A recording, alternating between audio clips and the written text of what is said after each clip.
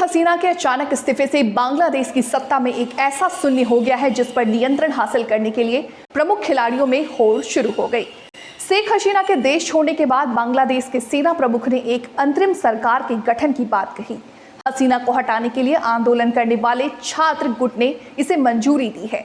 इस बीच एक प्रमुख घटनाक्रम में विपक्षी बांग्लादेश नेशनल पार्टी की प्रमुख और शेख हसीना की धूर विरोधी खालिदा जिया को जेल से रिहा कर दिया। जिया की रिहाई के साथ ही बांग्लादेश में बेगमों की लड़ाई एक बार फिर से चर्चा में आ गई है। सोमवार को हसीना के देश छोड़कर भागने के कुछ ही घंटे बाद राष्ट्रपति मोहम्मद शहाबुद्दीन ने खालिदा जिया की रिहाई के आदेश पर हस्ताक्षर कर दिए। प्रेस विज्ञप्ति के अनुसार विपक्षी पार्टियों की बैठक में बीएनपी के प्रमुख खालिदा जिया को सर्वसम्मति से तुरंत रिहा करने का निर्णय लिया। बांग्लादेश की पूर्व प्रधानमंत्री खालिदा जिया को भ्रष्टाचार के मामले में 17 साल की सजा सुनाए जाने के बाद साल 2018 में जेल में डाल दिया गया था। 78 वर्षीय जिया इस समय अस्वस्थ है और अस्पताल में भर्ती है। खालिदा जिया मार्च 1991 से मार्च 1996 और दोबारा जून 2001 से अक्टूबर 2001 तक बांग्लादेश की प्रधानमंत्री रहीं। बांग्लादेश के पहले सैन्य तानाशाह जिया उस रहमान पत्नी जब 1991 में पहली बार सत्ता में आई तो उनके ऊपर शेख हसीना की आवामी लीग के खिलाफ राजनीतिक प्रतिशोध के चलते कार्रवाई करने का आरोप लगा।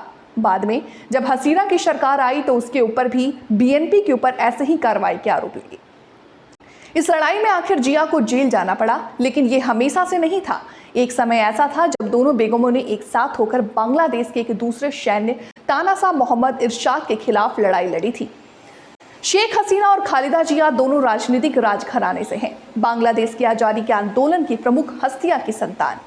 दोनों की राजनीति में एंट्री ताशदी के बाद हुई। शेख रहमान को बांग्लादेश की आजादी का श्रेय दिया जाता है। उन्हें बांग्लादेश का राष्ट्रपिता कहा जाता है। साल 1971 में बांग्लादेश की आजादी के बाद वे देश के राष्ट्रपति बने, लेकिन 1975 में उनकी घर के अंदर हत्या कर दी गई।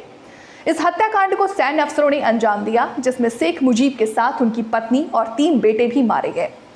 केवल शेख हसीना और उनकी बहन शेख रिहाना ही बची, जो उस समय देश से बाहर थी। खालिदा जिया के पति जिया उर रहमान एक प्रमुख मिलिट्री कमांडर और आज़ादी के संग्राम के हीरो थे। शेख मुजीब की हत्या के बाद उन्होंने देश का शासन संभाला। 1977 में राष्ट्रपति बने और 4 साल बाद 1981 में उनकी ही सैन्य तख्ता पलट में हत्या कर दी गई। इसके बाद बांग्लादेश के सैन्य प्रमुख मोहम्मद इरशाद ने देश की सत्ता पर कब्जा कर लिया।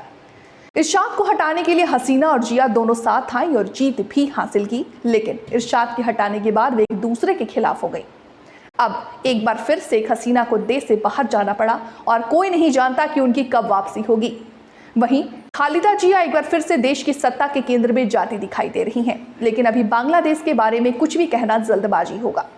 असल में बांग्लादेश की सत्ता की चाबी किसके पास होगी, इसके लिए भी इंतजार करना होगा।